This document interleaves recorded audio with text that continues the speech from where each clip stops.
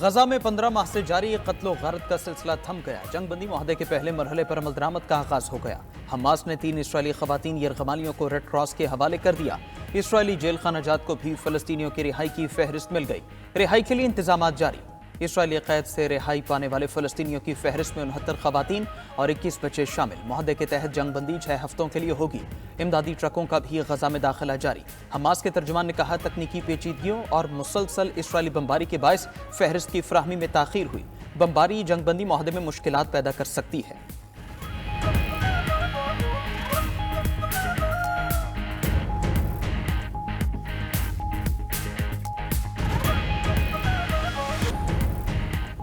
صہیونی فوج تتر بتر ہو چکی، اس کا بہت نقصان ہوا، وہ سیکیورٹی خدشات کا بھی شکار ہو چکی۔ ترجمان حماس ابو عبیدہ کی جنگ بندی کے بعد عرب ٹی وی سے گفتگو، کہا ہمارے بہادر جنگجو شروع سے آخر تک ثابت قدم رہے، ہم ایک ایسی جنگ میں زبردازمہ تھے جو ہمارے ہم پلہ نہیں تھی، پھر بھی ہم غیر متزلزل رہے، ہم نے دشمن کو ایسا تھکایا کہ وہ اپنے ہی لوگوں کو نشانہ بناتا رہا۔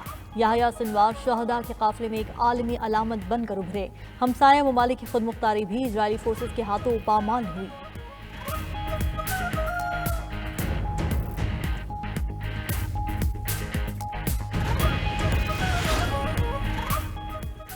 غزہ میں بندوقیں خاموش ہو گئیں، یہ سب اس معاہدے کا نتیجہ ہے جو گزشتہ سال مئی میں طے پایا۔ امریکی صدر جو بائیڈن کا حماس اسرائیل جنگ بندی پر رد عمل، کہا غزہ جنگ بندی معاہدہ بالآخر پھلاور ثابت ہوا۔ غزہ میں سینکڑوں امدادی ٹرک جا رہے ہیں۔ جنگ بندی معاہدے کے دوسرے مرحلے میں اسرائیلی فوجی رہا ہوں گے۔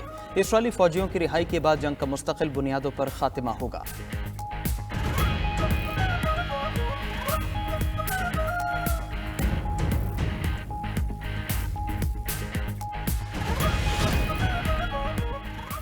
ڈونلڈ ٹرمپ کا امریکہ پر آج سے ہوگا راج، منتخب امریکی صدر ڈونلڈ ٹرمپ کی حلف برداری آج ہوگی۔ واشنگٹن میں تیاریاں مکمل، کیپٹل ہل کے چپے چپے پر سیکیورٹی اہلکار تعینات۔ حلف برداری کی تقریب اس بار خلاف روایت اوپن ایئر کے بجائے کیپٹل ہل کی عمارت کے اندر ہوگی۔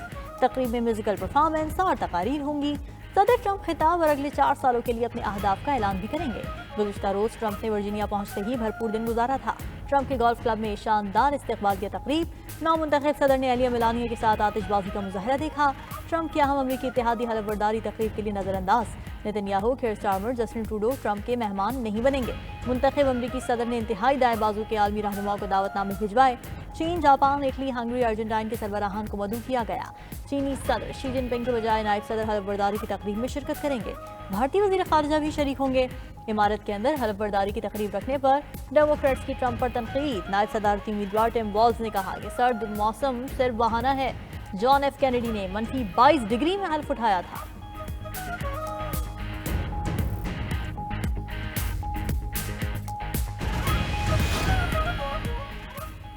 دنیا کی سب سے بڑی سپر پاور کے سربراہ کی تبدیلی کا دن آ گیا۔ ڈونلڈ ٹرمپ کی تقریب حلف برداری میں صدر جو بائیڈن، نائب صدر کیملا ہیرس، سابق صدور Barack Obama, George W Bush, Bill Clinton شرکت کریں گے۔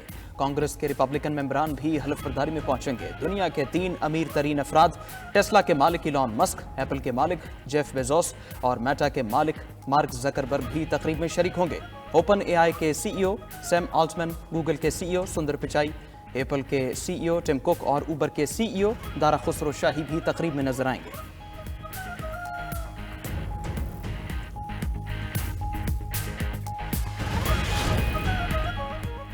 منتخب امریکی صدر ڈونلڈ ٹرمپ کی تقریب حلف برداری کمائی کا ذریعہ بن گئی۔ امریکی کمپنیز نے تقریب کے لیے ڈالرز کی برسات کر دی۔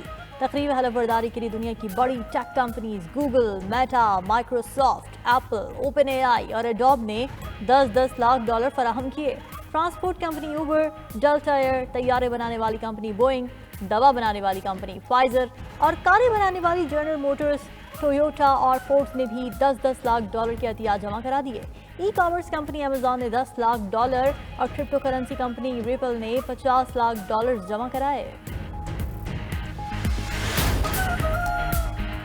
امریکیوں کو ڈونلڈ ٹرمپ کے انتخابی مرحلے کے دوران کیے گئے وعدوں پر عمل درآمد کا انتظار۔ ٹرمپ نے پہلے ہی دن 59 مختلف امور پر کارروائی کی یقین دہانی کرائی تھی۔ سرحد بند کرنا، تارکین وطن کی تاریخ کی سب سے بڑی ملک بدری، میکسیکو، کینیڈا اور چین کی درآمدات پر اضافی محصولات کا نفاذ ٹرمپ کے اعلانات میں شامل۔ ایران پر پابندیوں میں اضافے، امن و امان کی بحالی، کیپٹل ہل پر حملے کے ملزمان کی رہائی بھی حصہ۔ यूक्रेन और रूस को मुज़ाकरात की मेज़ पर लाना, तेल और गैस के ज़खायर की तलाश दोबारा शुरू करना भी शामिल। नौ मुंतखब अमरीकी सदर ने गैर मुल्कियों के बच्चों को शहरियत देने के कानून को ख़त्म करने की कोशिश का भी ऐलान किया था।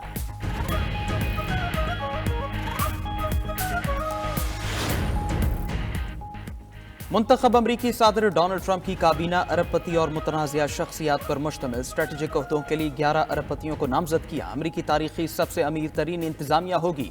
तमाम अरकान की मजमूई दौलत $340 अरब बनती है। ट्रंप ने टेस्ला और स्पेस एक्स के मालिक इलॉन मस्क और सरमाएदार विवेक स्वामी को सरकारी फजूल खर्चियों पर कड़ी निगाह रखने की जिम्मेदारी सौंपी है।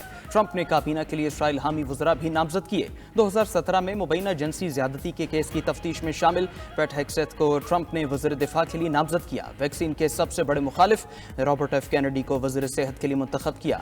डॉ बर्गम को वज़ीर दाखिला, स्कॉट बेसेंट वज़ीर खजाना, पैम बैंडी को अटॉर्नी जनरल, क्रिस्टी नॉम को सरबरा होमलैंड सिक्योरिटी डिपार्टमेंट, काश पटेल को डायरेक्टर FBI और जॉन रेडक्लिफ को CIA डायरेक्टर के लिए नामजद किया गया है।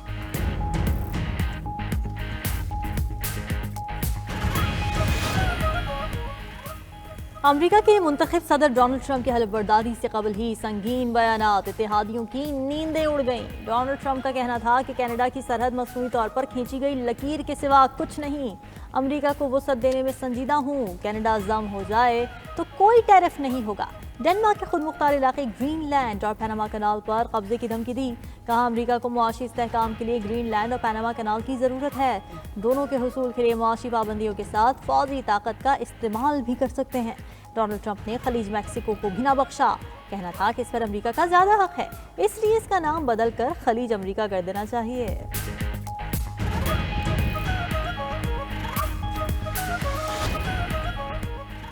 जाली क़यादतों के जरिए पाकिस्तान को मैनेज नहीं किया जा सकता। हम मुल्क में आइन और कानून की बालादस्ती चाहते हैं। अमीर जमात इस्लामी हाफिज नईमुर रहमान का कराची प्रेस क्लब में तकरीर से खिताब। कहा बात भी उनसे होगी जो फॉर्म 47 की पैदावार ना हो। बलूचिस्तान का मसला बातचीत से हल होगा। बलूचिस्तान का खाली पड़ा हुआ इलाका सोना उगलता है। सूबे के लापता अफराद वापस किए जाएं।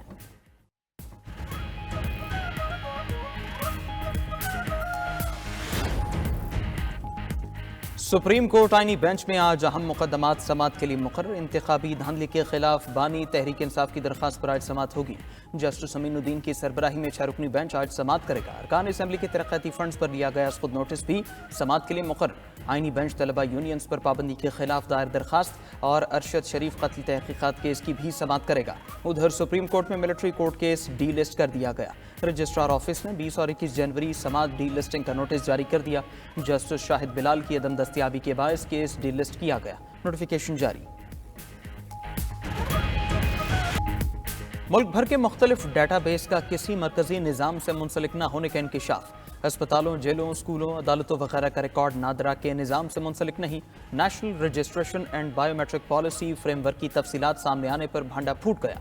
92 न्यूज़ के प्रोग्राम खबर क्या है ने KP में PTI के पिछले दौर के नामुकम्मल मिनी माइक्रो हाइड्रो प्रोजेक्ट्स बारे भी बता दिया। 142 मंसूबों पर काम ताहाल जारी। फैसलाबाद में डिप्टी कमिश्नर ऑफिस और महकमा माल मुलाजमीन की हेर फेर का भी पर्दा चाक।